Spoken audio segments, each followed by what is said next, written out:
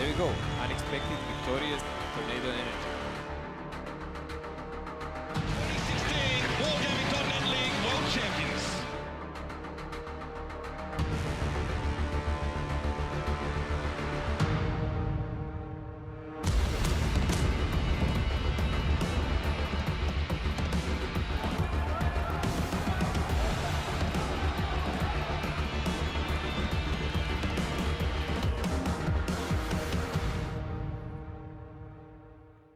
Hello and welcome back to the WGL APAC Season 2. It is the last day of Week 7, the last day of our first week of Mouse. I don't know what you want to call it, but I'm going to say just lots of mouses, really.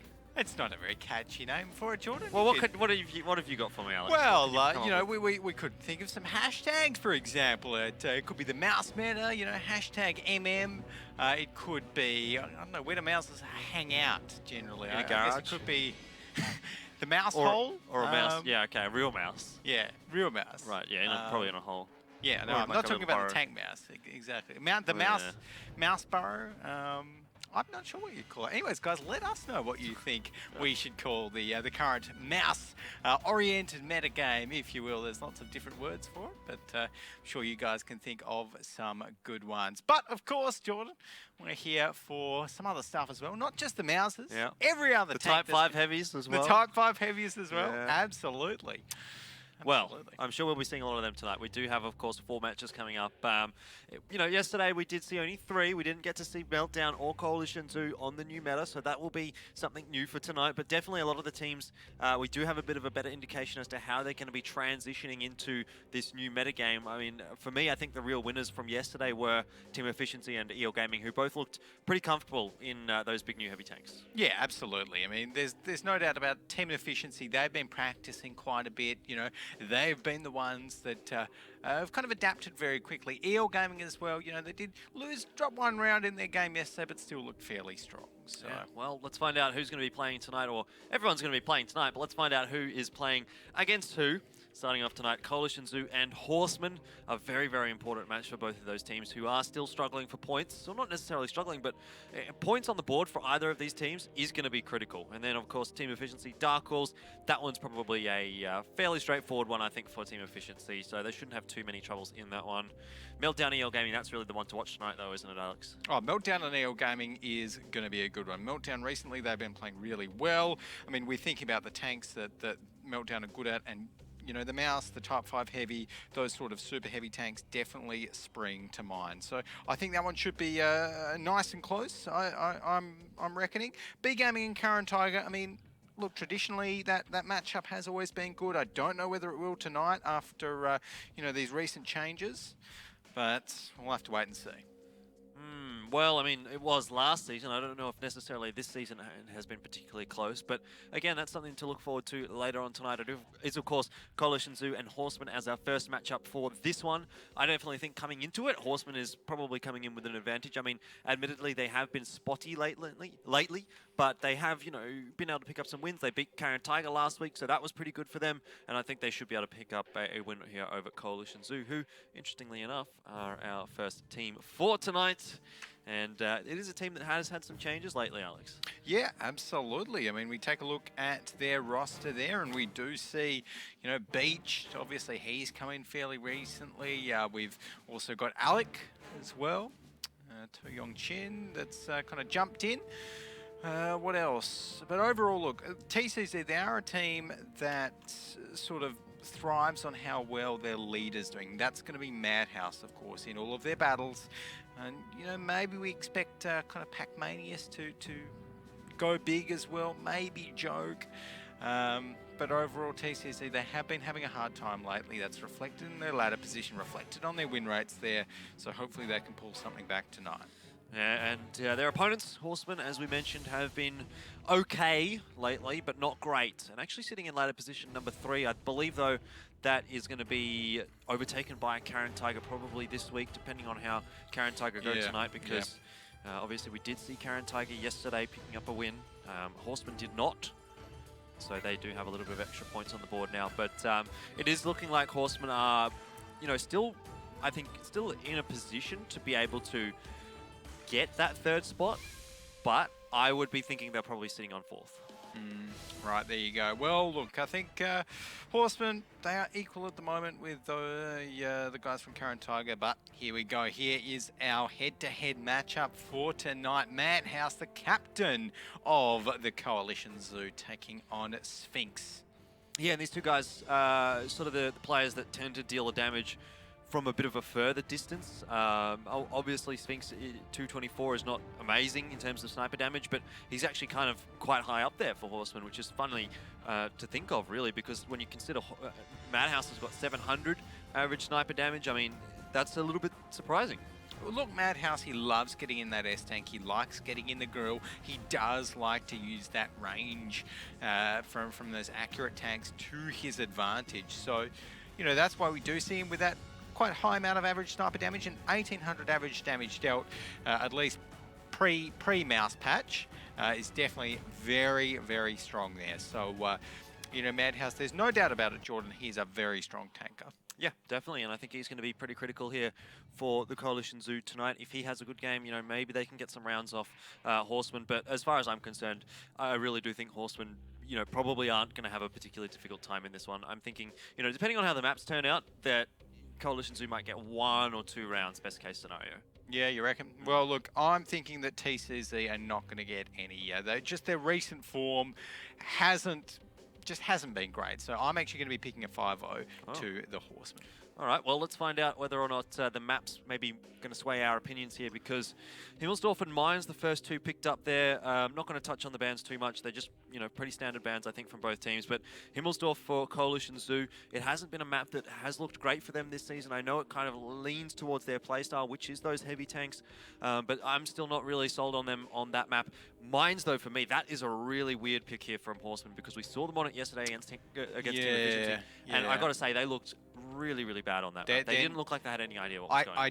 I don't understand why they would pick Mines here. It's not a great map for them. You know, they've got a below 20% win rate on the attack, and there are better other maps, you know, available for them. Steps, which they did actually lock in there as their next map pick, but look, TCZ, I actually feel as though they've kind of dropped the ball a little bit with their first pick as well, because they've lost Muravanka and also Cliff. Cliff and Muravanka are TCZ's 2 best maps, so why would you not pick them?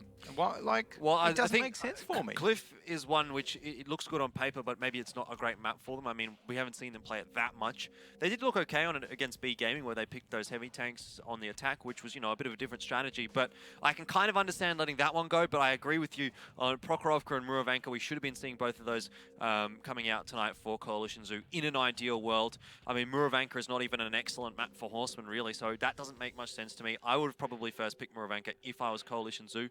In saying that, though, all of these stats that we have are from the previous meta, and perhaps Coalition Zoo aren't feeling so comfortable on Muravanka now that the meta has changed. Well, you know what, exactly. That is the good thing about this patch. It really forces all of these teams to change everything up with, you know, every strategy that they've previously had. It does have to be rethought, and, you know, they have to kind of go back to the drawing board for it. And if we actually recall, Jordan, TCZ, they are the team which, out of all of our WGL APAC teams, has actually been the team to pick the most super heavy tanks in terms of the E100s before. So if we look at it that way, you know, you could say that coming into this first match in, you know, after the new patch, where these super heavies like the Type 5, like the Mouse, are really, really popular, really, really strong, you could actually say that that's an indirect buff to TCZ, and that they might have a bit of a kind of leading edge, a step up against their competition here.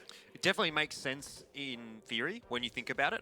Whether or not it's going to make sense in practice is going to come down to how well Coalition Zoo are playing. I mean, they didn't really favour the Mouse all that much. Obviously, they went for the E100s more often than not. It is a fairly similar playstyle. It's a little different, though. Obviously, the E100 has a bit more alpha, a bit less armour. So, you know, there are some differences. And I wonder how comfortable Coalition Zoo is going to be moving into the Mouse as opposed to the E100. If they do opt to go for that, I would certainly expect that they should be. Because if you pick an E100 in this meta, why? Why? Exactly. So, well, I guess I'll have to wait and see here on Himmelsdorf, our first map. Definitely going to be expecting a few Mouses to come out from here. For sure. And I just can't wait to see if TCZ, you know, fall back to their old tricks and pick an E100 or two. I'd be very surprised to see it. I would be as well, but we are not going to be seeing that. Good to see there from TCZ, and good to see from the Horsemen, actually. That's a couple of very interesting lineups. So TCZ going to be going with the double mouse, the Type 5 Heavy, which isn't actually going to have that many good targets on the Horsemen's lineup. AMX50B for a bit of French Tier 10 auto-loading damage, and two 113s. On the other side, though, the Horsemen with their triple mouse, two FV215Bs, and that T110E3, they've got a lot of sustained damage potential with those FVs. And that T110E3 tank destroyer. So pretty solid lineups on both sides, I'd actually say, Jordan. Yep, I can't really fault either of those lineups, to be honest. Odysseus is the sole 50B there, though, for Coalition Zoo, so he's going to be a real crucial player for them. He's going to be the one that gets around the back and pumps out that damage. So I think he's the real key here for Coalition Zoo. If he can have a good game, then they should be able to have a good shot at this one. Yeah, of course, you know, we saw yesterday that AMX 50B, it really can play a big part in these Himmelsdorf battles.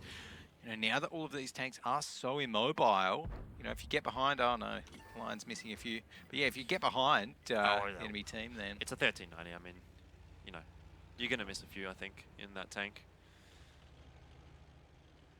He's just there for the spotting, really. Yeah, can't really blame him. But look, right now we do have Hokia heading down the banana line. Just getting rid of a few of those cars so he doesn't have to worry about shooting through those ones. Well, it's fairly sort of spread out defense here from Horsemen, really. Nandesu over the one line. I mean, he doesn't have huge amounts of backup. OBOV can probably get some shots in that direction, and Gorilla doesn't have the longest of rotates, but what you have to remember is that he's in a T110E3, so it's going to take him some time to get over there. Yeah, so Gorilla obviously here in this T110E3, he's hold down nicely. You know, we've got Hokiao down here on this banana line. Shao will draw. Of course you will. TCZ, look, I mean, Chippy up here in this Type 5 Heavy, if he's able to get like a nice side shot down onto, you know, maybe one of those guys down there, then that could be a little bit dangerous. Yeah, looks like Gorilla's been spotted out as well by the 1390 of Coalition Zoo. He hasn't been able to spot Lion out yet, so they do know that there's someone there. They don't know who it is, although I think they'll have a fairly good suspicion that it is the 1390 because...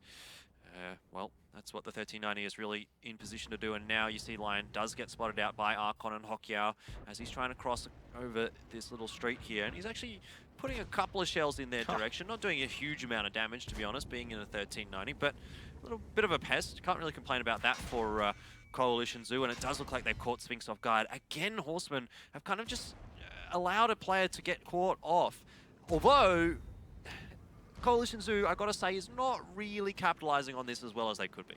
Sphinx is still alive. Yeah, and exactly. they've just bounced 2 shells off an FV215B. Yeah, that's not great there by TCZ. They are just kind of stumbling all around themselves, and Madhouse's mouse has just had its engine damaged. Finally, Sphinx goes down, but it has to be asked, at what cost to TCZ? I mean...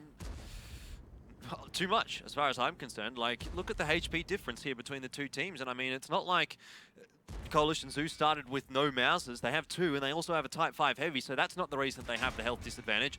The reason is that they've given up way too much health over to Horsemen, and Hokiao, he's doing such a good job at the moment, just dueling 2 113s on his own. He'll probably get another shot into Krazib before he goes down. Lion will be able to beat Spencer. A 1v1 in a 1390 and an RU, obviously going to more likely go the way of the 1390 because he has that auto-loader, but Spencer did quite a lot of damage there over to Lion, down to 36 HP.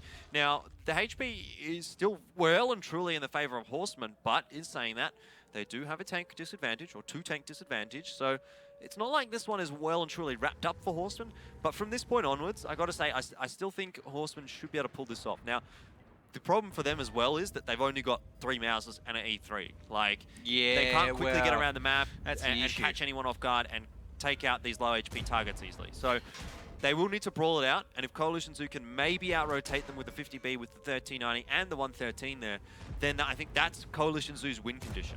Oh, yeah, and OBOV actually just ricochets that next shot against Madhouse. Madhouse again ricocheting the next shot against him. Gorilla's coming in there to try and do some work on towards Roby as Odysseus has just gone down as well. So there's just brawls breaking out everywhere. Somehow TCZ still holding on, but I'm not too sure how much longer they're going to be able to do that, as Chippy's Type 5 has also just been damaged in the ammo rack there. Roby's one shot from death, so this should just be a matter now of the Horsemen cleaning up what's left of TCZ.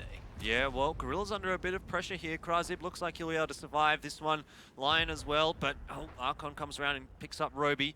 And now Cryzib may be under a little bit of pressure. OBOV decides he's not too interested in actually dealing with Madhouse because he's not having too much luck in penetrating the front of that mouse. He's going to go for the easy shots into Cryzib, and I think that's the good decision, really. There's no point shooting into the front of a mouse when you might as well get shots onto someone else. And now it all just comes down to, well, someone eventually penetrating that final shot into Madhouse. Oh yeah, this is... I can't wait. I honestly can't wait until we see a 1v1 like this to end out a game. That will be amazing. But oh, Madhouse actually getting a nice little shot into OBOV there. Let's look that they can't bear to look at each other. Oh, there we go. Solid stuff though. Well, first win goes to Horsemen. It was, I think, a pretty convincing one there as well. Yeah. I think so. They had way more HP than TCZ at the end of it.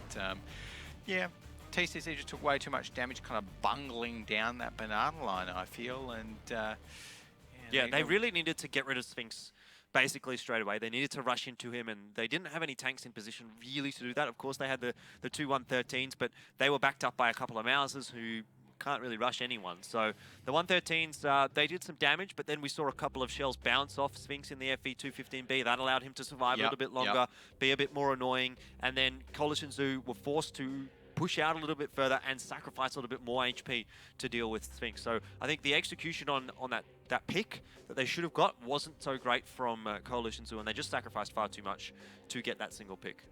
Yep, agreed. And, well, in the next map, I think, on the next half of this map, rather, I think we are going to be seeing TCZ maybe changing things up a bit. I would like to see them go with a T110E3 this time and maybe get some tank destroyer action happening on the defensive side of Himmelsdorf here. But, yeah, apart from that issue there, you know, where it took them way too long to take out Sphinx and they took too much damage while they were doing so, I feel as though just in general, some of those, I guess, mechanics, you could say, of TCZ, you could kind of see them lacking a little bit compared to the Horsemen. You know, Horsemen, they were the ones hitting just about all of their kind of shots that we saw. TCZ, you know, just missing a few here or there.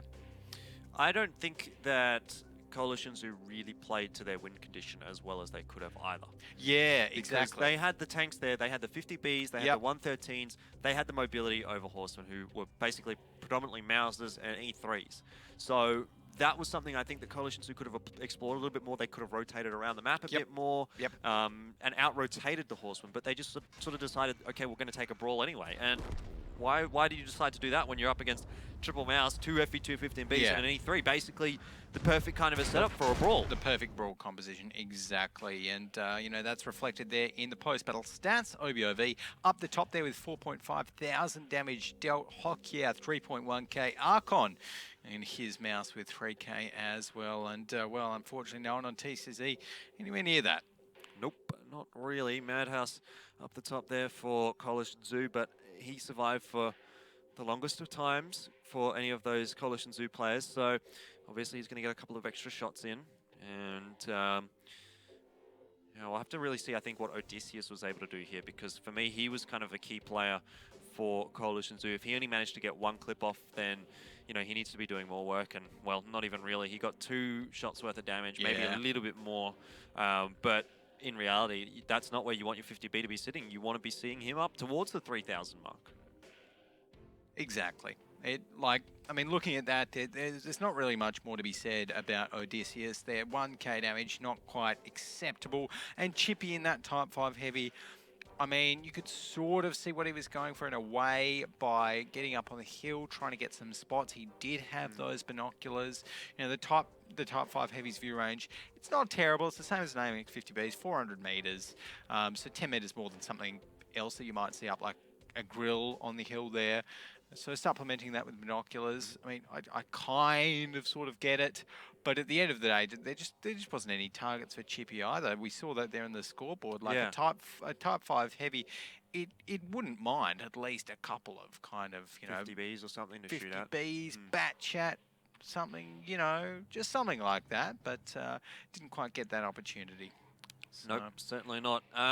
I got to say, though, I don't think it was down to the fact that Coalition Zoo's composition was poor or anything like that. It was a workable tank lineup as far as I'm concerned. They just didn't make it work. And Horsemen, they kind of picked what is essentially one of the strongest sort of setups there on Himmelsdorf, which is just stacking Mausers, and worked out pretty well for them. The FE215Bs, of course, in there just to give a little bit of extra DPM, I suppose, a bit of extra accuracy. But, you know, I think it can be, the FE215B probably can be swapped out for something like a 113 or an IS-7, depending on player preference.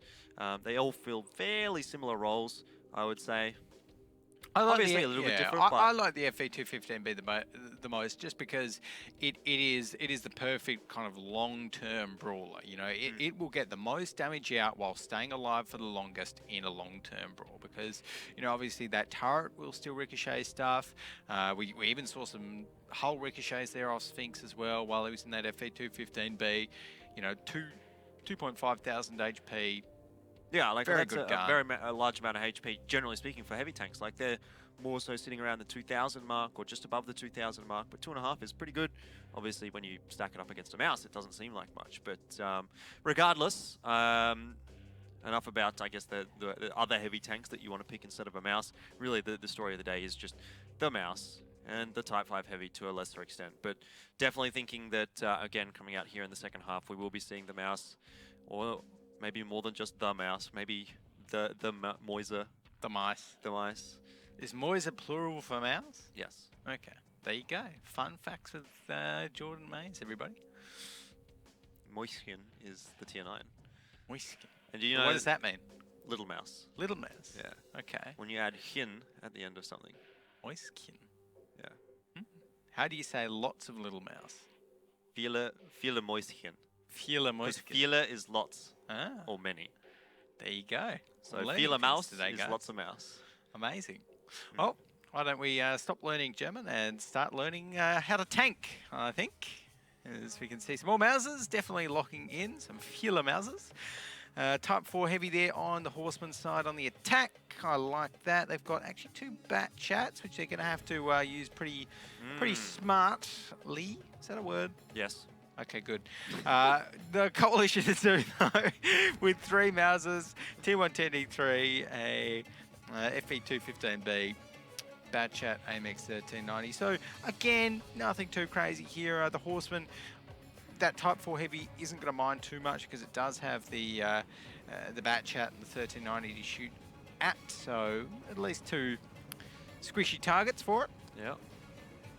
Well, here for the Horsemen, going to be really watching those bat chats, I think. If they can get in there and, you know, get involved in the fight, then definitely there's a chance here for Horsemen. But to me, it feels like, it sort of feels as though the bat chat has to play a lot better now in this meta, or a lot more careful. Yeah. And safer to an extent as well. Yeah. So I feel it feels like it's harder to play a bat chat well in this meta. And okay. It's harder to have an impact in a bat chat this meta as it was in the last meta. Because Yeah, they right, can't clip someone exactly. out. You know, the clip potential and the damage potential from a bat chat now is not quite as scary when you're in a mouse as it was last season when you're in a 50B or in a bat chat Yep, or you know, yep. what have you. Exactly, because you know, last patch we just used to see the bat chats. You know, if you got into a brawl with bat chats, then you could shoot whatever you wanted, and as long as you're at the back of your team, you know, you're probably going to get a clip off. You're probably going to get, you know, at least 2k damage, and you're going to do some work. But obviously, with this new patch with the Mausers in it, you know, you can be at the back, and you're just not going to deal damage in that scenario. You need to actually really use that mobility of the bat chat. You need to flank around quite often and find the sides of those Mausers. Well, Hokiao's going to go for a peek there, which unfortunately doesn't go his way. 370 damage. I mean, he's not going to be bothered by that at all. Still got 2.8, a little bit over to, you know, mess around with. Though the one issue there is that he has taken damage to his gunner. So it's going to make things a little bit, you know, a little bit more difficult. But in reality, the Mouse now has really good gun handling. So, I mean, he's still going to make do.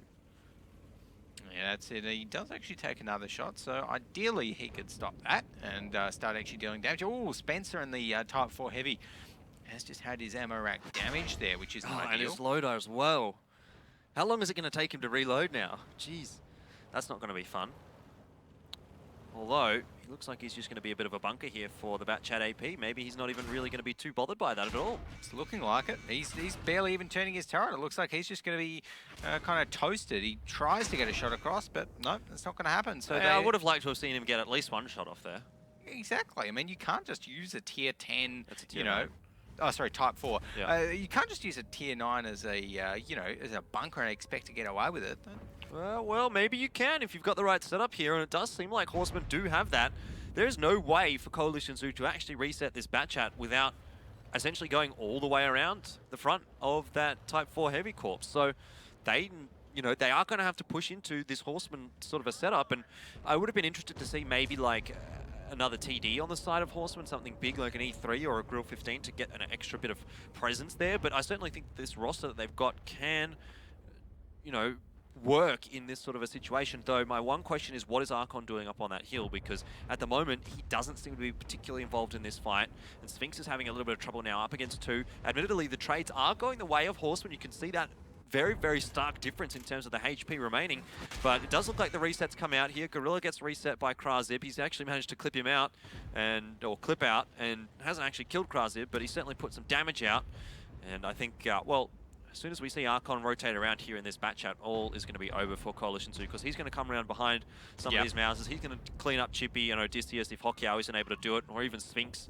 Someone is going to clean them up pretty easily. And I mean, so far, Archon hasn't even had anything to do with this fight. Yeah, look, I'm just a little bit surprised that this is working out so well for the Horsemen. I mean, they did sacrifice that Type 4 Heavy. I suppose TCZ, in order to get the reset, did put themselves in some compromising positions as well. But obviously, Horsemen not really worrying about that too much, and they're just going about their ways, kind of taking every shot that they can, slowly won the brawl here. Yep, and Roby doesn't have much longer for this world. He's in a mouse, but not going to pen, or not going to bounce too many of those shells when they're shooting the side of your turret and the back of your tank. Madhouse and Lion, the only ones left alive here for Coalition Zoo. But this Horseman today is looking a lot better than the Horseman that we saw yesterday against Team Efficiency, at least so far. Yep, 100%. Horsemen are looking strong, and TCZ, they're definitely going to need to kind of put it up a notch in our next map today. Right now, though, Lion, he's just getting... well, not really chased down by the Mouse, but kind of slowly approached by the Mouse there. And once he goes down, that will be curtains for Coalition Zoo, making it 2-0 to the Horsemen. Yeah, nice little strategy from Horsemen.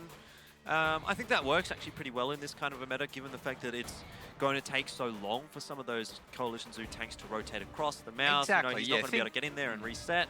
So they do really rely on those faster tanks, and if you take the faster tanks down, then you've got a tank advantage or 2 tank advantage. So I'm not too bothered by that, actually. Yeah, it was an interesting strategy. I really thought that they would have suffered a lot more by having that Type 4 Heavy just sacrifice itself without dealing any damage. But at the end of the day, I suppose, it is a Type 4 Heavy.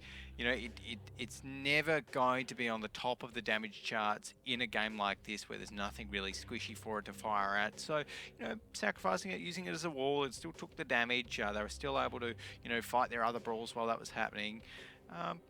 Probably worth it in the end of the day. It obviously worked out for the Horsemen there. So... yeah, so I think it was a pretty good strategy, really. I mean, both sides of Himmelsdorf looked pretty easy, really, for Horsemen there. I think Coalition Zoo didn't really put up much of a fight in that one. I want to see how much damage Archon was able to do there in that particular round when we do get to the score sheet, because I'm not sure whether he probably would have had shots from up on the hill, but I didn't see any coming down. So I wonder if Horsemen kind of almost won that one 5v7, really, because if he wasn't able to get anything done from the hill, like, he was not in that fight until the game was really over, and he was just in there for cleanup. So, you know, if that is the case, then that's really good, really, for Horsemen, because they've just won a 5v7, essentially, and you know, that means they've for TCZ. Exactly, and that means they've still got a couple of guys left in the tank ready to go.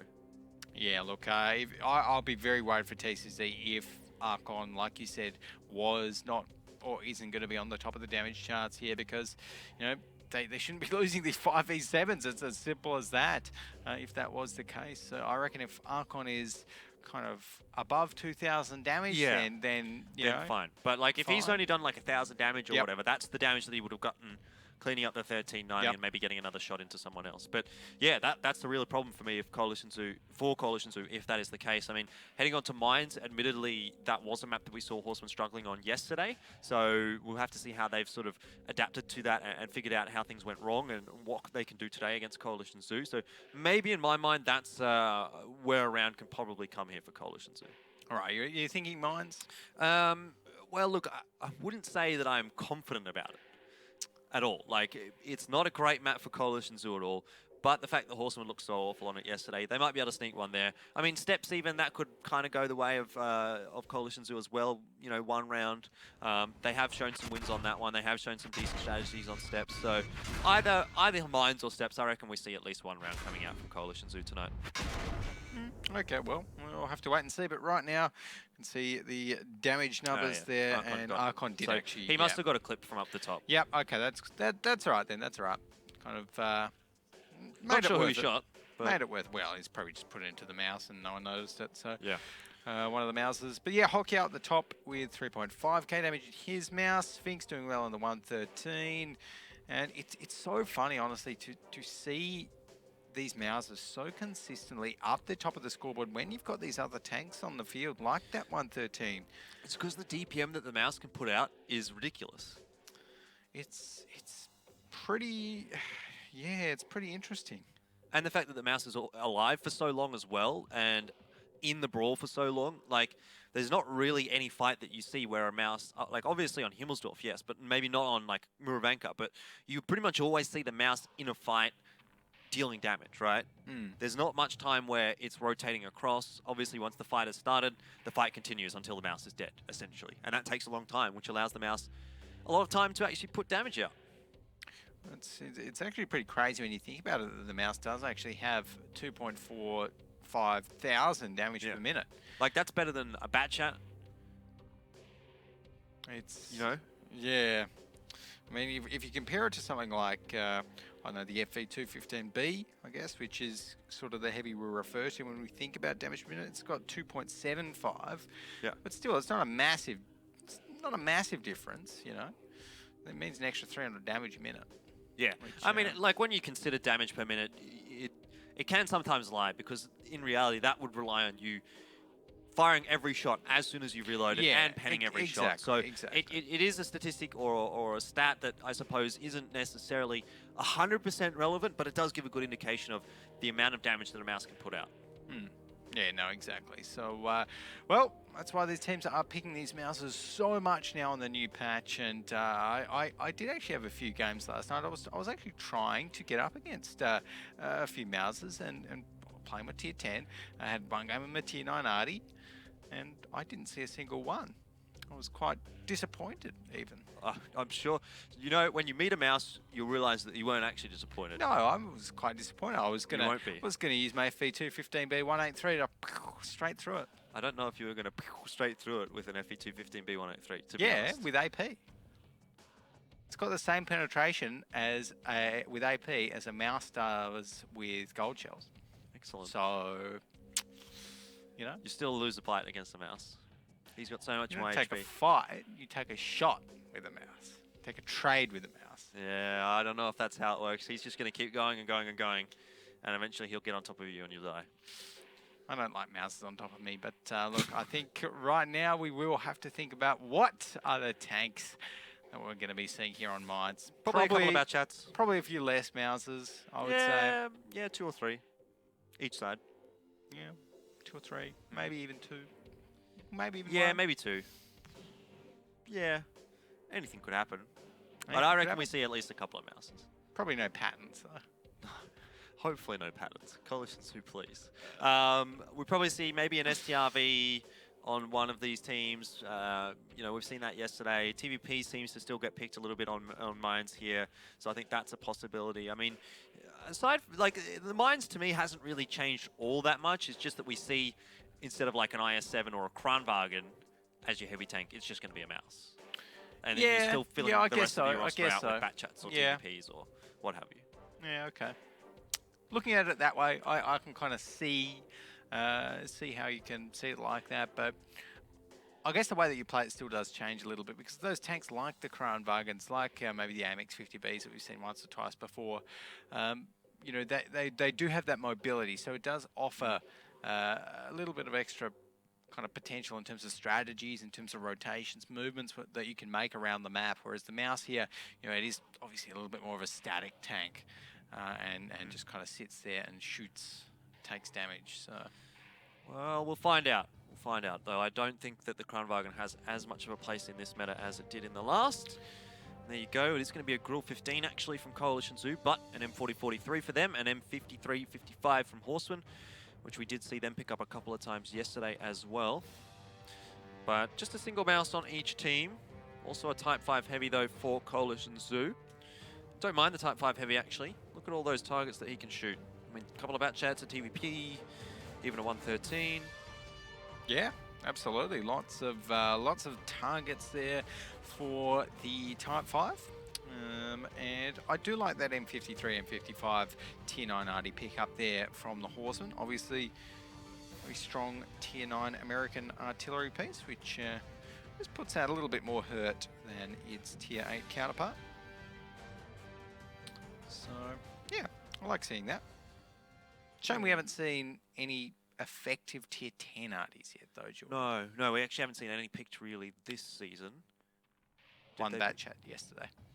Was it? Yep. Oh. Which did nothing on Runeberg for the Dark Wolves. Oh, that was when I was observing. Yep. Yeah. Yeah, that's right. It did nothing really, didn't it? Mm-hmm. But yeah, look, I mean, the M53, M55, it's got nice gun with, I think the base damage is something around 1850, with obviously those HE shells. So, you know, it can put out a lot of hurt. You know, if it hits any of those Batchats, then they're dead. Yeah, so pretty much. Well, if it hits and pens, yeah, exactly. Which if it hits, it probably is going to pen. To be fair, but you know, it's easier said than done, obviously. But I'm excited to see two artilleries in one game. You know, not often that we get that. Yeah. Generally, it's just one on either side, or one on one side, and then you know you'll swap over, and then the other team will pick it on that side as well. But maybe a bit of counter arty coming out here if you know, if anyone's so inclined. I think that could be interesting. I'd really love to see that, like a blind shot from an arty killing the other arty. Yeah, you're feeling the counter arty. I mean, I'm not really feeling it. Like, I don't think it's that likely, but it would be exciting. I'd love to see it. Yeah. It is always very satisfying, and any of the arty players out there will know that whenever you do get a shot with your arty and land it on the enemy arty completely blind, it's like, yes, I'm so much better than you. Yeah, get wrecked. Get wrecked. Yeah, well, look, I don't generally get that feeling because I don't play arty, and if I do, I don't hit very many things. No, I'm not surprised. I just have bad luck, Alex. That's what it comes down to. I would believe that, because arty is a lot about luck lots of the time, particularly in pub battles. Yeah. Well, you never know where the random guy is going to move back 5 meters just because he felt like it. Yeah, I mean, obviously there is some skill involved, I think. Nah. You know, there are some people that play only arty and are very, very good at it. And I don't understand how they do it, because when I play arty, you know, I'm like, oh, I aimed at that guy. And then the shot just goes over there. Well, that's the issue. I mean, that's a lot when I play my 212A. It's like so often you can have the reticle zeroed completely in. You're like, okay, he's still. I now have maximized my potential chance to hit the shot. I've got all the bonuses, everything on. And you click fire, and it's just like, psoo. You want to do that again? Psoo. Is that the noise that makes? We're playing like futuristic World of Tanks now. I don't know, shift the pitch a bit down. It's probably pretty similar to the noise it actually makes. I don't think it's anything like that, to be honest.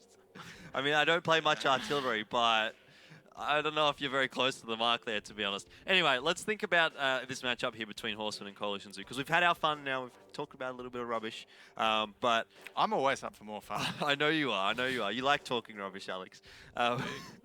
But Mines here you think this will be a 2-0, right? I mean, you yeah, said 5-0. look, I've said 5-0, so therefore I have to say that TCZ will lose both of these halves. And look, I don't really feel as though TCZ have ever been an amazingly strong team on mines. Well, they certainly haven't. Not with a 14% win rate, 0% on the attack. Well, there you go. Like, I didn't even look at that. No, yeah, so it's not a great stat. I mean, Horsemen are pretty terrible on the attack. when I see the Coalition Zoo, like, I don't know, you see that up there? All that red? That's Coalition Zoo. That's all their maps. Yellow is kind of like, all right. Yeah. Red's really bad. Red means you have a less than 20% win rate on that map. And that's like 5 out of the map. Five maps out of the pool here for Coalition Zoo. So it's not Pretty great. rough. It's not great for them. But anyway, we're going to be on to mines here. Maybe they can improve that. Maybe bring it back into the yellow. But maybe not tonight, I've got to be honest. It's going to be a tough one, I think, for them here, and that's not going to help. Krazib taking a bit of damage early on in the piece. Nandesu probably whiffing a few more shells there than he would have liked to, but at least he got some damage out. Yeah, I think he hit 2 out of 4. It's not too bad. Maybe you just aimed a little bit too far, led a little bit too far on Yeah, the I think third so. shot. But there we go, Madhouse taking some damage as well because... he's cracked, and he's dead. Yep. Oh, no, his tracks just got repaired, and he got out of there. But, well, that is not good at all, though, for Coalition Zoo. I mean, you can't afford to be giving that much free damage over. No, it's not great at all, but they have managed to get a grill shot in towards Sphinx. So it was about 840, a nice little roll there for Roby1 Kenobi. And right now we do see the Arties kind of looking at those bat chats and looking at where else those heavy tanks could be. Obviously, Spencer definitely going to be trying to zero in on that Mouse and the Type 5 Heavy of TCZ if he can. Very big, very easy targets to hit in that artillery piece. This is an interesting position, actually, from Spencer. Normally, when we see an artillery on the attack of mines, we will see him more so over towards the A1 or A2 kind of area, but Spencer's taking a bit of a different line. So I wonder if maybe Horsemen are going to try and find something over towards the 1 flag more so than anything else, because that will give him some better angles to shoot at. Well, yeah, that's the entire reason that you rotate as the artillery piece, you know. We can see Spencer here. Maybe this has given them the extra little angle that he needs to... I wonder if he'll even blind fire it. Maybe not, but... Oh, here we go. He knows what he wants. Wait, where actually is Beach hiding right now? Is he in there? Which is he must be. He must be. That's generally where you see the artillery. Oh, yeah, a little bit further forward, though, than where we are seeing Spencer look. And it's... Okay, so Spencer's not too keen to go for the random pre-fire. He might have been looking to see if Beach, you know, let a shell go. But damn, I'm just looking at this Artie and I'm saying like, wow, my tier 9 212A, it doesn't zero in nearly that fast. Oh, Madhouse has been spotted here. Spencer might have a shot, not quite. I think Madhouse is going to be below the ridge now, so he should be okay. But if Madhouse makes a wrong decision here, if he pushes a little bit too far forward, Spencer, he's going to go for the shot, and he's got him! Oh, wow! Madhouse is going to go down there, so good little bit of prediction from Spencer, really. Absolutely. And I think Horsemen at this point are going to be, you know, pretty excited, so might not be a bad time to head into the comms with the Horsemen now. Let's have a listen and see how they're feeling.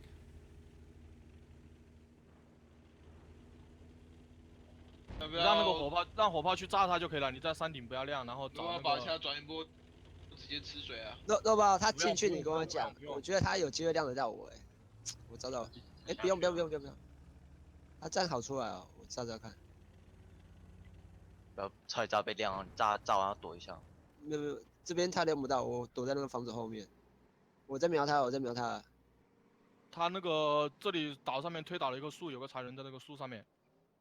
你有没有机会？你最好是收完圈之后等个1年嘛。有机会忙。我说好了，肉包能开吗？还是开有危险？有危险我就直接炸。火炮开炮了，火炮开炮了。火炮开炮了，你能不能炸他？好硬哦。那个肉包你还有多少血？1300。我要拉回 A3 吗？你不用再出去吃炮，因为这边我都炸得到。等一下用底下顶就好了。 等下那个茶园就贴就好。他在这个草后应该就亮不到你了吧？红茶，开过，红茶试试看。这样你能不能我应该可以罩着他？我应该可以上山我站啊。不到，他现在是站不到位置，可是他也点不到红茶。你再往这边走啊，在这边可以炸他的啊。我往前，先别往前。这1-3掉了这么多血啊！快开炮啊！妈的，他差点打中我了，我操！赛道了，那个火炮往前走，找机会继续炸。老鼠等会准备找机会对着这个石头走到这个石头去夹击他。我上来了，我上来了，我上来了，我上来了，我上来了。思域还在 K 4，他刚刚往这边忙一发。妈的，差点就死了。火炮继续炸他，我准备去贴他了。炸不到。我是上来跑出来，蹲到他，我他妈的！反炸！我是上来跑出漂亮来。No, Archon. That's not good. You can't get out of there. Archon's stuck. Bad luck, mate. Well, that's an interesting turn of events because now Horsemen are essentially a tank down. Well done, Archon. Well done. You get to hear in their comms there that I think Archon knew as He soon was as like, "Oh!" as soon as he got into there. So if they can win this a tank down, then I'd love for like Horsemen to essentially like all of their tanks to die, except Archon, and then they just run out of time. Because Yeah. he can't do anything. yeah. And like one Coalition Zoo tank is left on no HP or something. Of course, Coalition Zoo don't know at this point that Archon is actually stuck in there. No, not They at know all. that he's on the boost because they spotted him on their way up, but they don't know that he's actually fallen in the hole. So as far as Coalition Zoo is concerned, they're still a full Horseman lineup. But yeah, that's a bit of a spanner in the works really for Horsemen because now they've only got 3 minutes and 40 seconds to work with. Yes, they've taken down 2 Coalition Zoo tanks, but they've essentially lost one of their own. So it's not like a perfect situation for them when they actually had a HP disadvantage. Admittedly, Coalition Zoo started with a little bit more, given that they have a mouse and a Type 5 as opposed to just the single mouse that the Horsemen picked up. But, you know, I'm sure Horsemen would have much preferred to have an actual tank on the boost as opposed to Archon in the hole. Yes, Archon. He's going to have to go and grab a cup of tea after that or something and kind of think about his tanking career. Oh, look at this. I'm loving these rotations from Spencer. Yeah, Spencer's such a good artillery player. Yeah. And that's what really makes a good artillery player is, in my eyes, getting into these positions where you can get the rotations. And unfortunately, the Type 5 Heavy's armor doesn't really allow too much damage to get through, but 639, he'll take it. Yeah, he's hit a few shots like that so far. I mean, he's probably sitting up towards 2,000 damage at this point, maybe even a bit more. Yeah, and look, you can see the Horsemen, they are pretty keen just to let Spencer do that. So they have got a bit of an issue, Jordan. Yeah. The issue is that TCC still have 10,000 HP left, basically. And there's only 2 minutes and 20 seconds left, which means that the Horsemen actually probably want to go in soon, particularly given that they're down a bat chat and have one arty, which isn't really a DPM machine, to even get rid of all of that HP in time. I would like to see Horseman making a move now.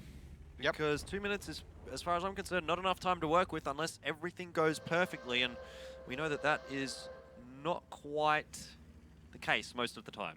Especially when you don't have much time to work with, it really does force you to, you know, go for those risky, aggressive plays. And sometimes that's not working out. Archon is still trying to get out of this hole, but I'm sorry, mate. There is no way you get out of this hole. There's been so many people that have fallen in there, and no one's found a way out. So you're stuck. You're not even, there's no point even trying. You might as well just AFK. Oh, well done, Archon. And I think the Horsemen, we can almost safely say lose now because there's 1 minute and 30 seconds left. What are they doing? Like, I don't know what they're doing. Why don't they just go in? Like, Horsemen, please. Like, they're finally going in now. There we go. Oh, see you later. Do they not Sphinx. know maybe that... Surely they know Archon can't get out of there. Like, you could argue maybe they were hoping that Archon could get out and then they could push with... Well, if their we know, full they lineup. should know. Yeah, exactly. They should definitely know that. So I don't think that that's the case actually here for Horsemen. I think they've just left this far, far too long. OBOV should be able to take down Chippy here, but... Oh, no, he won't because that's really nicely angled armor actually from Chippy. But, God, Horsemen, please. Why? They had 4 minutes to work with and they only go in now when there's a minute left. And they just do silly things. I don't think it's winnable from here. I mean, Hokiao's got No, no they HP. only have 2 tanks left. The only one that can do anything really in this situation is Gorilla. I mean, Spencer, yes, he can hit a nice shot, but unless he one-shots Roby, a really nice shot. unless he one-shots Roby and then Gorilla still gets a bit lucky and out-duels Krasib and Gorilla, like, it's just not happening. And actually, I think the artillery just bounced off Odysseus there. No, was that? I think he must have missed. I think the artillery shot landed behind Odysseus. Something else must What have was bounced. that bounce sound? Something else must have bounced. Wasn't Archon. Archon. Is he AFK yet? Or is he Yeah. just- No, he's It's a still looking trap. around. Oh And this is basically the story of Horsemen, this game, isn't it? Like, Yep. God, that was... Come on, like, you got to do a little better than that. That was very poor. That was. Very poor from the Horsemen. And, well, they're bad at mines. I think we just saw why. That wasn't even So- being bad at mines. That was just Archon making a mistake. Like, it's unlucky. Oh, no, actually, to be fair, they should have won that round even though Archon was up in that hole because they had 2 tanks advantage. So, essentially, they still had a tank advantage. Should have. Oh, well, that's one for the top fails. That is actually one for the top fails. Probably one of the better fails of this season. I don't know if it's going to outplay team efficiency on Cliff. No, I don't. I think don't that think one's probably still anything- #1 for this season. I don't think anything will outfail team efficiency's double fail on Cliff. No. So yeah, that's never going to be topped. It's as simple as that. Well, still a pretty good one there. I'm sure I'm going to give Archon a bit of a ribbing after this later on tonight because that was pretty bad. It was pretty bad. A Horseman should have won that round anyway, like I said, but certainly not helping if Archon drives himself into a hole that he can't get out of. So that's the perils of the boost. You don't see it often, but it is what it is. Horsemen do drop the round on mines there. Honestly, like I said, I thought it was going to be a 1-1 there on mines. That's not how I thought it was going to turn out. You know, I thought it was going to be a standout game, but as far as I'm concerned, Coalition Zoo may have gotten a little bit lucky there. You reckon? I think so. I think so. I think so. They didn't really deserve to win that one. In the fight, we should mention that Chippy played that one well in his Type 5 heavy. You know, he was getting some good ricochets. He was, you know, getting some good angles going there, which I think will probably have helped him out in the damage stats as well. He's probably fairly high up there. Yeah, Spencer will probably be up there as well. Yep, there we go. There's just Chippy. over 2K, and Chippy, of course, as you said, 2.8. Not too bad of a performance from him. Batchat of Krasib did a bit of work, which is not too bad. And Roby as well. Like, we didn't even really see him, but he still managed to get 2K out, which is pretty good. Yeah. I wonder if Coalition Zoo must still be like wondering what happened to Archon there. You know, Yeah. they probably have an idea like, oh, he must have fallen in the hole because he's not, you know, not done anything this game, but... Yeah. Well, I'm not too sure. Just taking a look at it in the battle chat. They haven't said anything, so I guess I'll just have to find out in time. But look, down the bottom there, Madhouse, Batchat, 0 damage. I wonder if Archon there, those 5 shots that he fired, were they before he fell in the hole, or were they just like rage Yeah, shots? were they where he was pre-hole shooting or into- post-hole? God. Archon's really in a hole, isn't he? Well. Lion there as well, 500 damage. I mean, yeah, they didn't really deserve to win that one, I don't think, TCZ. But look, they did. So, you know, can't really complain. Win's a win at the end of the day. Still gets you the W. So that's all you need to do. They need a bit more than just that round win there because still down 2-1. Horsemen obviously in the lead here, and we are moving on to Horsemen's picks, one of which was mine. So far hasn't worked out too well for them, but Steps as well. I think I'm favouring Horsemen on that one. I think that, you know, assuming nothing goes wrong for Horsemen like that one, you know, they should be able to close this one out here 1-1. Yeah, I'm thinking that this should be a Horseman win. I mean, TCZ, they weren't winning that one; they just won it. If that makes any sense. So, exactly. It should be a 3-1 here, and I'm hoping actually that the TCZ now get another half somewhere. You know, Just to make my prediction wrong. Just to make your prediction Just wrong. to spite me. Just to spite you, exactly. Yeah, I mean, they could. Like, Coalition Zoo is not a team that's not going to be able to get rounds off. And Horsemen. honestly, I think what we're seeing here in this patch, in their first game after the patch, is that they are actually playing these super heavy tanks quite well. You know, we saw Chippy, he did really well in that one. He was angling his armor quite well. Some of their mouses on Himmelsdorf were, you know, were kind of playing how you should play the mouse. So in that respect, I think TCC definitely have sort of improved since the patch and been given a little bit of a leg up, really. So, yeah. It's a little bit of a positive for them, and they definitely could take out another win or two here in this series. Yeah, definitely. Like, I think Seps, again, is another one which we've seen Coalition Zoo not be awful on. They do sometimes get round wins on that, obviously not all the time, but it's something that we've seen from them before, so I wouldn't be hugely surprised to see it coming out here. 2 or 5-2, maybe even a 5-3. Like, if we get onto Prokhorovka, I could see that one going a 1-1 as well, but I still feel fairly comfortable that, or confident that Horsemen should be able to close out this series without too many problems. But obviously that's going to have to start here in the second half of Mines, and hopefully without Archon getting stuck in a hole. So let's have a look. Okay, what do we got? We've got on the TCZ side 3 Mouse, a Grill, 2 Bat Chats, and a T49. So to me, it seems like they may be wanting to try for the hill, but the Horsemen looks like they're definitely going to be trying for the hill there because they have got 1, 2, 3 Bat Chat Tier 10s, 1 Bat Chat AP, 2 Mouse, and a Type 4 Heavy. So I think we're going to be seeing a little bit of hill-oriented action early on in this one, Jordan. Yeah, potentially. Have to find out. Looks like Lion and Beach are headed in that direction, as well as Archon, Spencer, Hokyao, and one other whose name I can't read from the Horsemen. Yeah, there we go. So we will see this hill contested here. Oh, Lion actually decides to turn away, not too keen to get up there now that those Horsemen members are already up. Good move, I think. Yeah, definitely. It was Sphinx, the other one that was headed in that direction for Horsemen. But hill control gained by the defensive side. It's not something that we see all the time. Generally speaking, the attacking side has a bit of a quicker run into the hill, but obviously they didn't have all of those tanks to really contest with. Like, exactly. If they got up the hill with those Bat Chats, then they just would have died to the extra Bat Chat that the Horsemen have up there. So I think it's a good move from TCC just to play that one a little bit slower. Now that they've got their Mouses here, now they can start really making something work up on the hill. Nandesu leading the charge here for Horsemen. Already you can see the trades starting to work in the favor of Horsemen, and that's something that they've been a lot better than Coalition Zoo at tonight. And it's something that we've seen Coalition Zoo struggle with in the past as well. Generally, they're just giving up damage for free, and again, another shot goes into Nandesu that doesn't pen. Nandesu pens another one. Every single shot that seems to be headed in the direction of these Horsemen Mouses is just dinging off, and every single one that heads in the direction of the Coalition Zoo Mouses do seem to be penetrating. Spencer, though, does go down to Beached. Nice work from him in that T49. Lion looks very, very low here for Coalition Zoo, though. I think he might actually be able to get out of here okay. He's still safe for the moment, but he's trapped up on that hill. Oh! Was that an ammo rack? Yeah, there was an ammo rack. Oh, a massive ammo rack. Oh my goodness. Krasib was almost full HP there as well. That's a big win for Horsemen. Oh, and look at that. Chippy's on fire. Chippy's mouse is on fire. It's all going wrong here for the Coalition Zoo.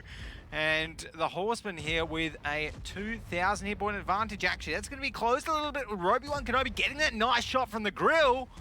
Madhouse needs to go down here. I don't think OBOV is going to be off the reload, but Archon is, and he picks up the kill. OBOV will be quite happy to pick up Chippy, and then Archon also cleaning up Obi-Wan Kenobi. So, a couple of kills in that clip already for Archon. Good stuff for him. Nice to bounce back in a good game in that bat chat after that last one that we saw coming out from him. But, well, it's looking pretty good here for Horsemen. I think, you know, despite the fact that they did get that ammo rack, which very much would have helped them, I still think that they were probably playing that one a little better than Coalition Zoo were. 100%, yeah. Ammo rack or not, they have still got 5 tanks left on the field at the end. They're beached. He's going to try for something. I'm not too sure that it's going to work. Oh, Hokyao. Well, that didn't even hit him. Fail. Okay.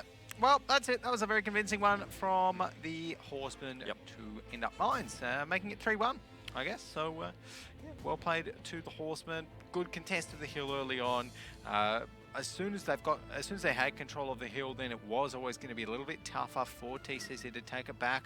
You know, mouse or no mouse, ammo rack or no ammo rack. You know, you can always get those side shots onto those tanks that are coming up the hill very, very easily onto the side of that armor.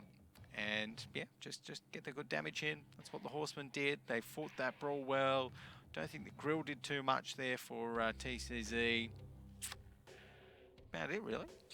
Yeah, I mean, there was a few things that didn't go right for Coalition Zoo. Admittedly, as you said, the Amarak didn't help them, and it is quite, probably disappointing there for Krazib. But in saying that, it looked like the trades were still going in the favor of Horsemen early on in the piece. I mean, it's, again, what this meta really comes down to, isn't it? If the Mousers are trading well, you're generally putting yourself in a pretty good position, and that's definitely what the Horsemen Mousers were doing. I'd be interested to see how much damage, I think it was Nandesu, the one that was leading the charge for Horsemen, how much damage he's blocked, because he dinged quite a few shells there early on in the piece, so he'd be sitting at least around a couple of thousand, but, probably more given the fact that he's in a mouse. So, probably. I don't know. But definitely I think Horsemen were playing that one pretty well, and Coalition Zoo weren't quite hitting the shots that they needed to be.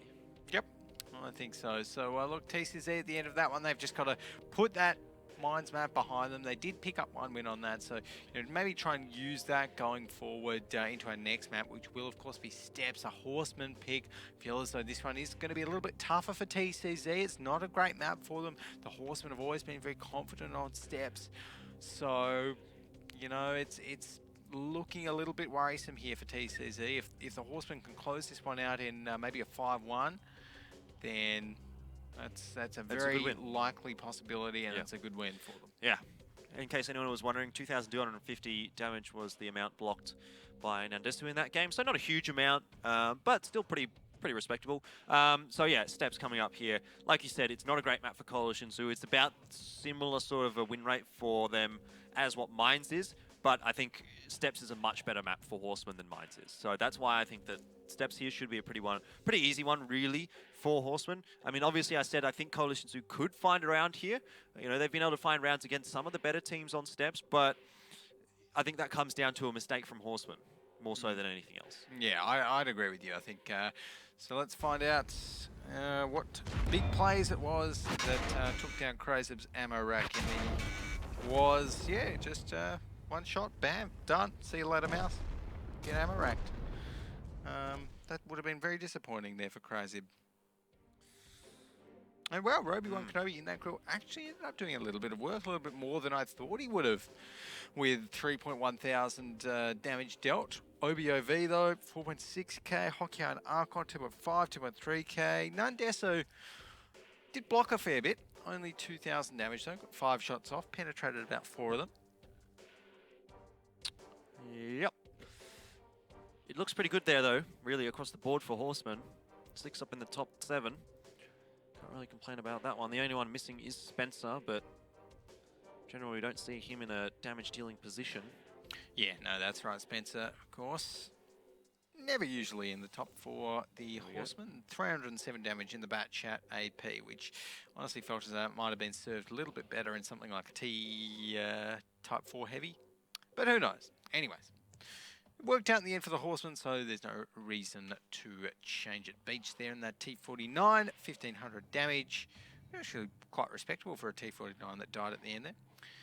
And unfortunately, Chippy there with the ammo rack. He did shoot 4 shots, did not penetrate a single one, which is a bit disappointing. Yeah. Well, anyway, 3-1 in the favour of Horsemen. Moving on to Steps. Do you think it's going to be a 5-1? Honestly, I probably do think it's going to be a 5-1. I called 5-0. You've called 5-1. It probably will be a 5-1 here. I just don't see a way that TCZ can pull off a map that Horsemen's actually good at, right? They won that first half there on Mines after the Horsemen literally took one of the tanks out of the battle for free. Made a massive mistake in that regard. And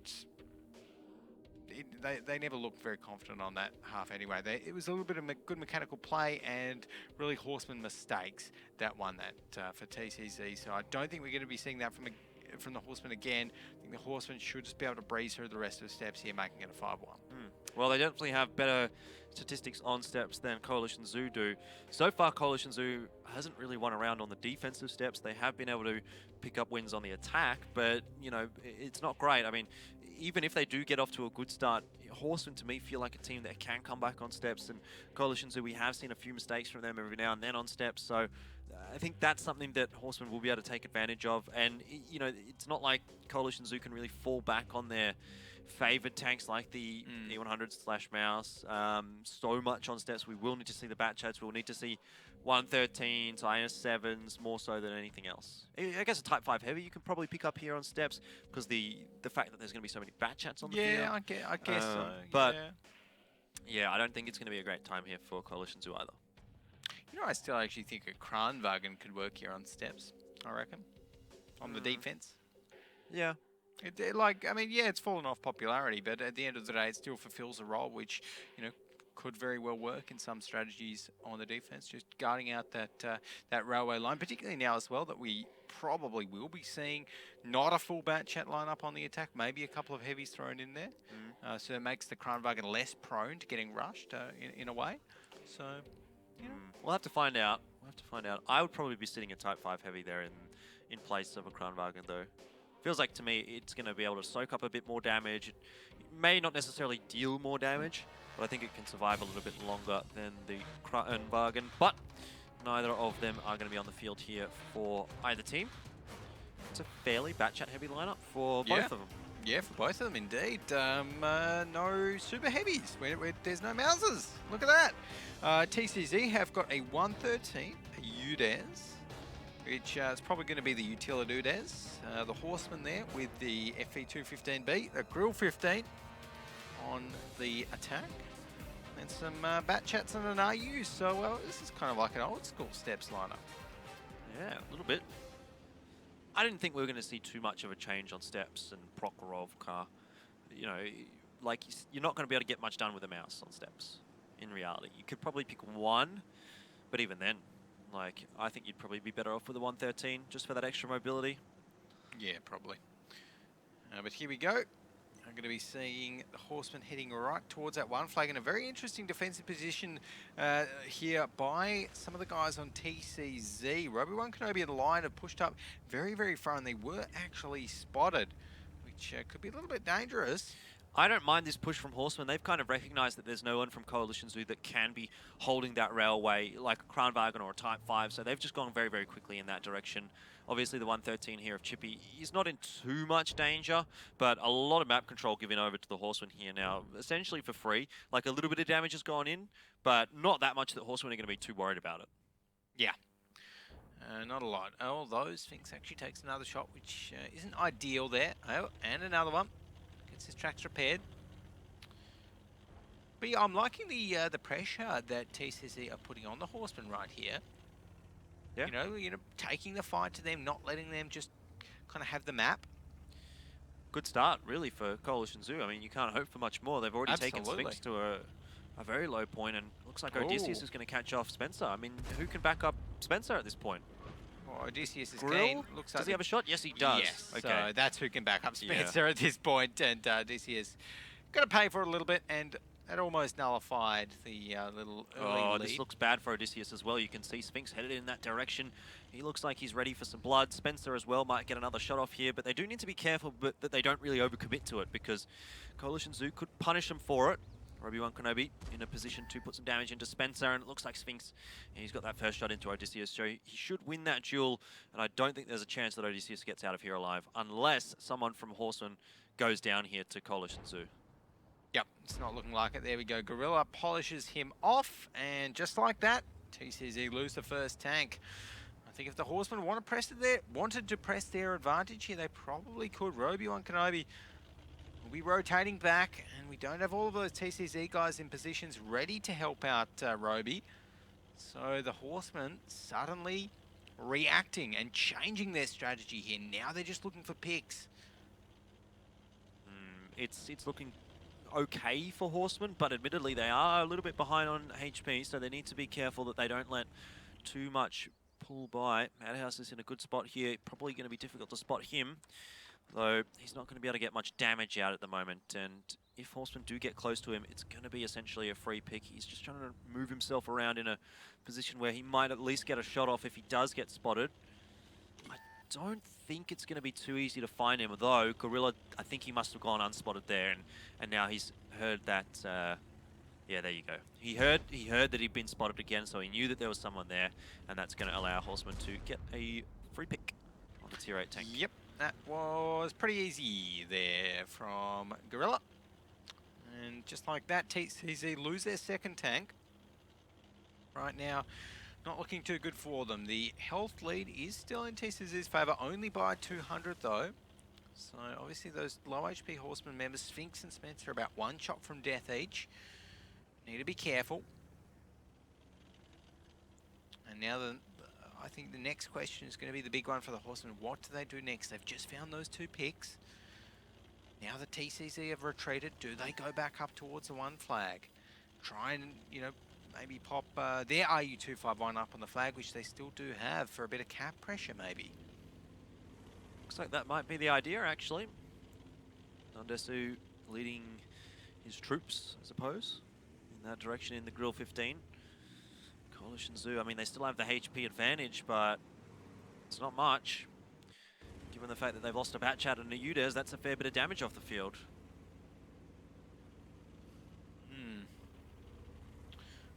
And we see that the Horsemen were equaling points with Karen Tiger coming into this week. Yep. I think they were just ahead of them on the win-loss ratio, though. So they were technically in 3rd place, but they had the equal amount of points. Right. But this week could change, pending the result of Karen Tiger tonight. Well, right now we are going to be seeing Sphinx coming up a little bit, so they've got the kind of chase cam going. See what he can spot out from that bush. Guys on Horseman haven't put that RU-251 into the cap just yet. Chippy has been spotted though.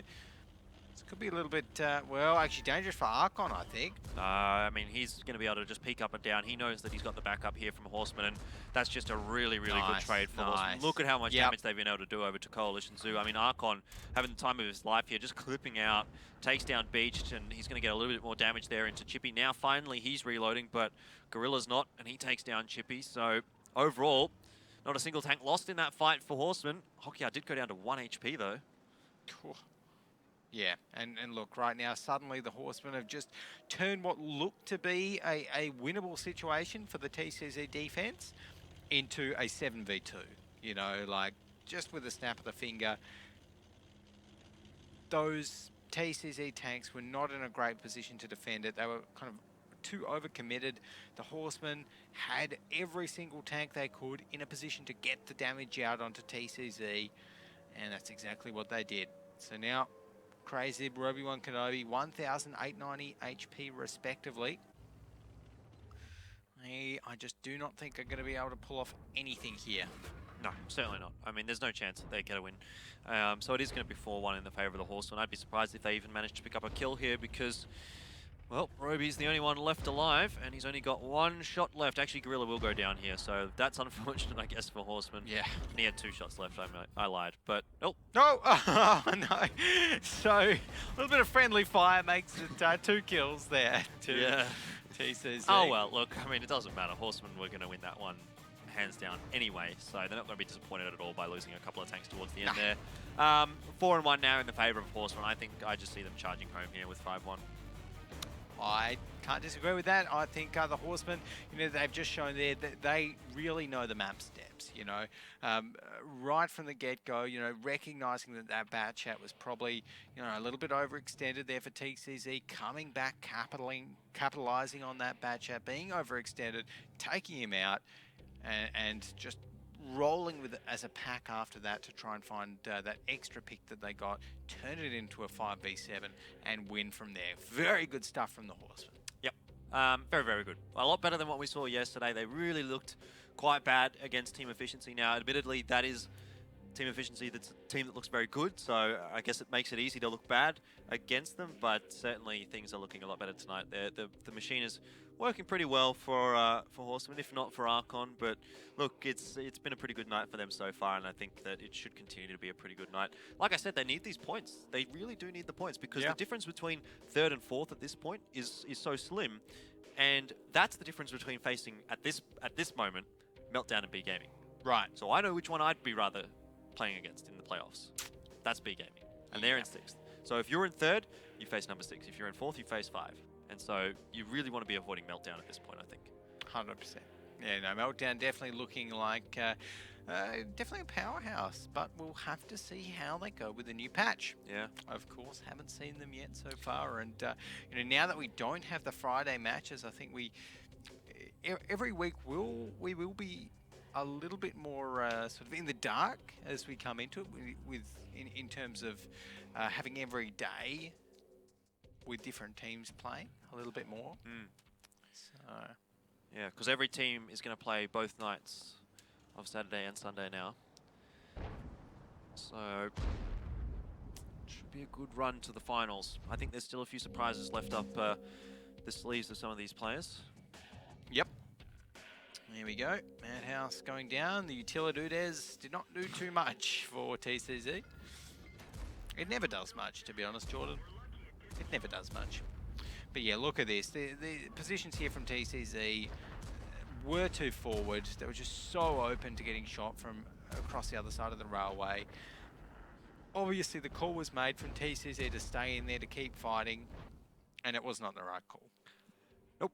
Bad chats up the top there for both teams. Archon is really trying to, you know, get back in the swing of things now. You know, he's trying to make amends. He's doing it well with 3.1k. HP worth of damage. Robo Kenobi though, 3,000 damage dealt. Gorilla and Nandesu 2.2 and 2.1k respectively, so not so bad. Definitely no crazy damage numbers like we're used to seeing after the latest patch, but that's because there was no mouses in this game. Felt a little bit old school, didn't it, Jordan? I liked it. Yeah? Yeah, it's good to kind of have it as a bit of a change. And yeah, I think Steps will always be this map where we don't really see those super heavies too often, maybe on the defense, but yeah, right there we can see Madhouse in the Udez, 0 damage dealt. Right at the bottom, Odysseus obviously got caught out. Lion didn't do too well either. Some very not pretty damage numbers down the bottom there for TCZ. Yeah, really not great. Even Spencer managed to get a little bit involved, 750 damage. It's not too bad for an IU. There's a few shots worth. Yeah, but regardless, I think overall it was just a really good effort from Horsemen. They obviously, as you said, they felt it kind of felt like they were a lot stronger on that map. They sort of knew the map a little bit better than Coalition Zoo, and they were able to recognize who'd overcommitted, how they were going to get rid of him, Exactly. and then they were rotating pretty well as well. Exactly. That's the thing. That's the thing for the Horsemen on Steps. They always know Steps, and it doesn't matter who they're playing against on Steps. They've always shown a level of play that's been pretty decent there, I feel. And right there, they showed it against TCZ. They were able to capitalize on that kind of overexertion of that batch out of TCZ, snap their fingers. It was a great coordinated movement from all of their batches to come from the back, you know, just like that, and turn around, get that kill, get that pick, get that advantage, and win with it. Yep, and they definitely did win with it, and I think they will win with it next round as well. They are moving over to the defensive side. I think their attack and defensive side are fairly even. Yeah, the stats backing me up, 57% on each side, which is pretty decent. So I don't think they're going to be favouring really much here at all. I guess the argument can be made that Coalition Zoo might feel a little more comfortable on the attack, but in reality, it's not a pretty sight for them in either case. Yeah, that's it. Well, who knows, maybe TCZ can pull something out of the woodwork here. Maybe they go with some different tank picks to try and win this one out. Who knows? If you'd like to see some different tank picks, guys, make sure to let us know with the hashtag WGL APAC. What you might want to be seeing on the next map here on Steps that we've got coming up. So I know I definitely want to be seeing some more of those batch outs, and AU251, maybe even the UDES. Why don't we find out, Jordan? Why don't we find out, Alex? Here we go. Yep. Oh, there we go. That's the stuff. Good on you, boys. Oh, they've done this just for me. I think I am in the battle. Oh, yes. They love me. But 6-1-2-1s. 6-1-2-1s there for the Coalition Zoo. So who needs bat chats, really, when you've got 6 Chinese tier 10 mediums? Probably everybody. No, they're going to win this. I think I take back my prediction. TCZ will win this against the Horsemen. Alex, you never cease to amaze me. Let's just leave it at that. They're going to win if they play it right. All right. Well, Alex, I kind of want to know what's going on here for Coalition Zoo. I would be love to honest, know what's going 'cause on I'm, for I'm Coalition a Zoo. bit perplexed. So why don't we just go and jump in their team speak and let that speak for itself? Everything. Jump over the bat. In the bat. Go for the bat. Go for the bat. Guys, go for Sphinx. Let's chase the bats. Whoa. That was so fucking dumb. Missed. Alright, Ah! gonna cover you. My one shot and I missed. Well, Chippy, you should have him. Okay. Oh, we should have baited them into that rush. That would have been great. They got this guy. Come on, They're not- Gorilla. Yourself, Come Gorilla. on. Yay! Krasm. Krasm? Oh! You missed! How could you miss, Krasm? You had one shot! One shot! You missed! And you fucking missed! Well, it's good to hear them still at least having a bit of fun. Poor old Lion just got completely wrecked there. That's the second ammo rack that we've seen tonight for Coalition Zoo, and both of them were very, very high damage ammo racks as well. Like, he was on full HP. Krazib in his mouse was probably around 2.8k. Unfortunate for Coalition Zoo there, but Alex, I have to say you're wrong. Coalition Zoo didn't look like they were going to win that at all. The 1-2-1s were bad, and Horsemen, easy game, easy life. Yeah, I just told them there. Good job, boys. Love your work. So it was a fun little try there from the Coalition Zoo, and I mean, obviously not super coordinated as we heard. Yeah, guys kill Sphinx, and then like 3 guys drive in the other direction. Yeah, that was funny. That was good, but I blame the ammo rack more than anything else. Oh. I think they could have. If they played it right, they could have. That was well and truly over before the ammo rack anyway. There was a lot of things they probably could have done differently that they didn't, and that was starting with the tank select, and then just driving in and, you know, YOLOing it sort of thing was the second thing.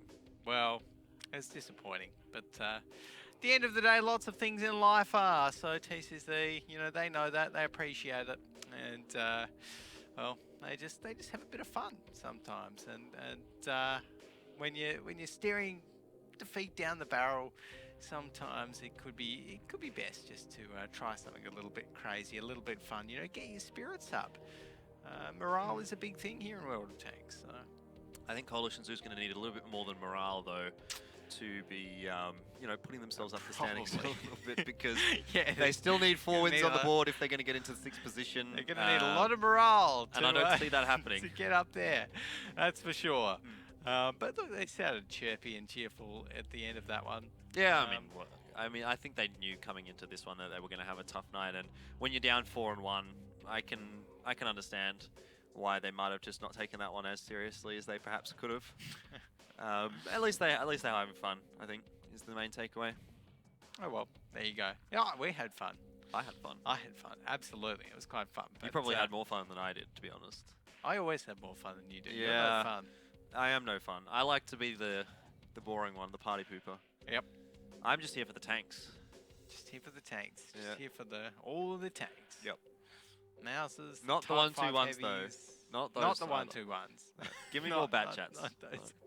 All right, well, let's see how badly that did actually go for Coalition Zoo.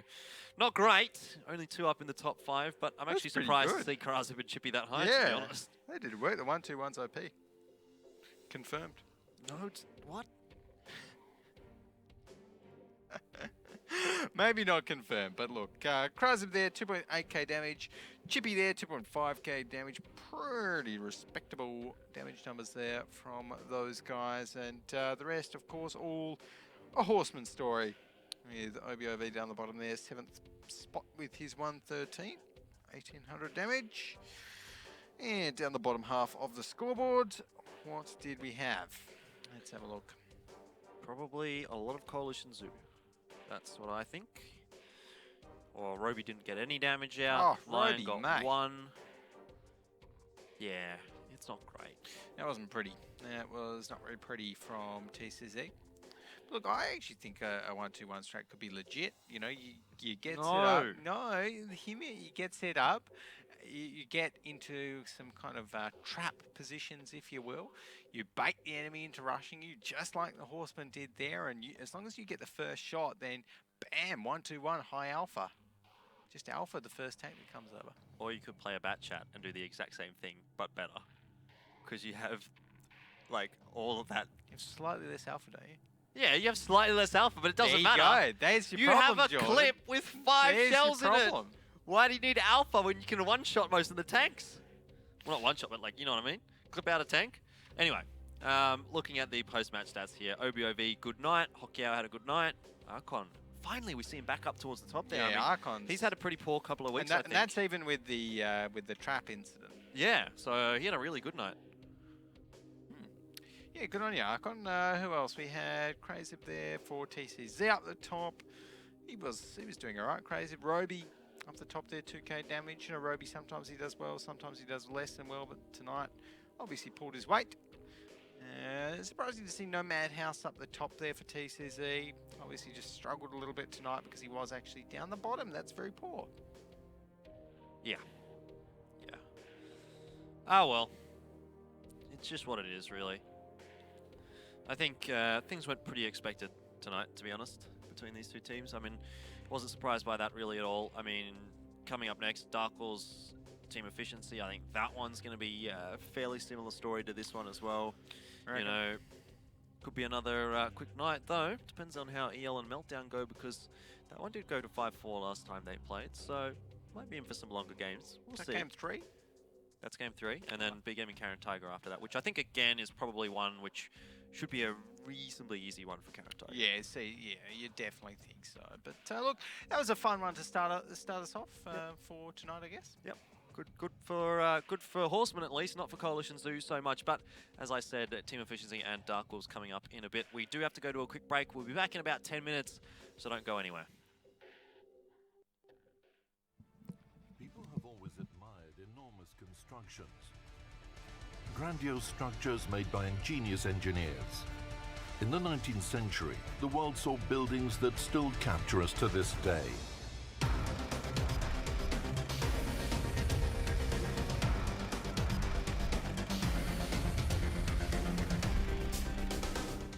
Gigantic architectural buildings continue to conquer the world. So what about tanks? Did engineers create anything so big it still strikes us with wonder? Historian Yuri Bahurin knows exactly just how big combat vehicles could have become.